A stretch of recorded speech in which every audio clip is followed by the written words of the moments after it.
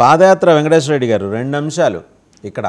So మీ ప్రతిపక్ష నేత హోదా, దాంతోపాటు మీరు జిల్లాల వారీగా బృందాలు ఏర్పాటు చేసి మీ బాధిత సోషల్ మీడియా యాక్టివిస్టులకి అండగా నిలబడదు. ఇవన్నీ బాగానే ఉంది, కానీ మరి వర్రా రవీందర్ రెడ్డి గారికి అండగా నిలబడటానికి, న్యాయం సాయం చేయడానికి అవినాష్ రెడ్డి గారు ఎందుకు ముందుకు రాలా? ఆయన ఎక్కడ కనిపించట్లేదు, భూతద్దంలో చూసినా కనిపించట్లా, గూగుల్లో కూడా కనిపించట్లా. ఏమైపోయారు సార్ అవినాష్ రెడ్డి గారు? ముందుగా 99 వీక్షకులకి, ప్యానల్లో ఉన్న పెద్దలకి, రాష్ట్ర ప్రజలకి మీకు శుభోదయం. ముఖ్యంగా మేము ముందుగా ఎప్పుడు కూడా కార్యకర్తలకు అండగా ఉండటం కోసం మేము ఒక ప్రణాళిక, ఒక పద్ధతి, ఫస్ట్ టైం అధికారంలోకి వచ్చిన తర్వాత ఫస్ట్ టైం మేము ప్రతిపక్షంలోకి వచ్చి ఉన్నాం అధికారం తర్వాత. కాబట్టి మాకు ప్రణాళిక, మాకు ఒక పద్ధతి మేము ఒక ఏర్పాటు చేసుకొని ప్రతి ఒక్క కార్యకర్తకి అందుబాటులో ఉండడానికి మేము సిద్ధంగా ఉన్నాం. వర్రా రవీంద్రారెడ్డి విషయంలో కూడా అక్రమంగా ఏమన్నా ప్రభుత్వం చేస్తే, అక్రమంగా ఏదన్నా ప్రభుత్వం చేస్తే ఖచ్చితంగా ప్రతి పౌరుడికి, నాట్ ఓన్లీ వర్రా రవీంద్రారెడ్డి, ఆంధ్రప్రదేశ్ ప్రజలకి ఎవరికైనా అక్రమ అరెస్టులు కానీ, అక్రమ కేసులు కానీ, అక్రమంగా ప్రభుత్వం అన్యాయంగా ఏదన్నా చేస్తే ఖచ్చితంగా వాళ్ళందరికీ మేము అండగా ఉంటామని చెప్పేసి మా జగన్మోహన్ రెడ్డి గారు చెప్పారు.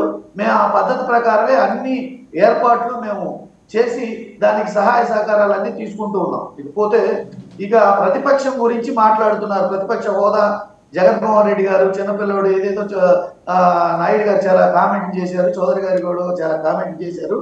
మేము ప్రతిపక్ష హోదా కార్యక్రమం అనేది 5 నెలల క్రితం ఎలక్షన్ అయిపోయిన తర్వాత అది అడగడం, ఇవ్వకపోవడం, తోసిపుచ్చడం, కోర్టుకు వెళ్ళడం ఇవన్నీ జరిగినాయి. కోర్టులో ఏదో వస్తే వస్తుంది, తీర్పు లేకపోతే లేదు. ఇప్పుడు రాష్ట్రం అనుభవిస్తున్న సమస్యలు అవి కాదు. ఇక మీరు కూడా మంచి ఎగ్జాంపుల్స్, గతంలో ఉన్న ఎగ్జాంపుల్స్ చెప్పారు. ఏది 78 నుంచి కానీ, అంతకుముందు కానీ కొంతమంది నాయకులు ప్రవర్తించిన తీరు కానీ మంచి మంచి ఎగ్జాంపుల్స్ చెప్పారు. అప్పుడున్న ప్రభుత్వాలు, అప్పుడున్న పద్ధతుల ప్రకారమే కనుక ఇప్పుడు ప్రభుత్వాలు కూడా ఇచ్చిన మాట మీద నిలబడటం, చెప్పిన పని చేయటం, అక్రమ అరెస్టులు చేయకపోవడం, ఈ ప్రజా సమస్యల మీద పరిష్కరించే పద్ధతిలో ప్రభుత్వాలు ఉంటే అప్పుడున్నట్టే ఇప్పుడున్న ప్రతిపక్షాలు ఉంటాయి. ఇక అబద్ధాల విషయానికి, అబద్ధాలు ప్రచారం చేయటం అని చెప్పేసి చౌదరి గారు ఒక మాట అన్నారు. ఏది అబద్ధం? 14 లక్షల కోట్లు అని చెప్పేసి, అప్పుందని చెప్పేసి అధికారంలోకి వచ్చి కేవలం బడ్జెట్ సమావేశాల్లో 6,36,000 కోట్లు చూపించడం ఏది అబద్ధం? 14 లక్షల కోట్లు అబద్ధమా? 6,36,000 కోట్లు అబద్ధమా? ఏది అబద్ధం? ఎవరు అబద్ధం ఆడారు? సూపర్ 6 అని చెప్పేసి అధికారంలోకి వచ్చి అసలు బడ్జెట్ లో ఊసే లేకుండా చేయటం ఏది అబద్ధం? ప్రపంచ స్థాయి రాజధాని కడతానని చెప్పేసి అధికారంలోకి వచ్చిన తర్వాత నిధులు లేవు, అప్పులు చేశారు, మేమేం చేయలేకపోతున్నాం అని చెప్పడం అబద్ధమా?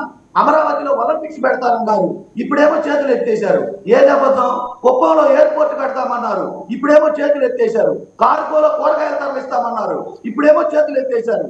ఈ రాష్ట్రంలో ఆడపిల్లల్ని టచ్ చేయడానికి భయపడాలి అని చెప్పేసి ప్రతిపక్షంలో స్టేట్మెంట్ ఇచ్చి ఈ రాష్ట్రంలో సుమారు 120 మానభంగాలు, 11 మంది మానభంగ హత్యలు, 5 ఆత్మహత్యలు జరిగితే వాటి గురించి అసలు జరగనే లేదంటాం. ఏది అబద్ధం?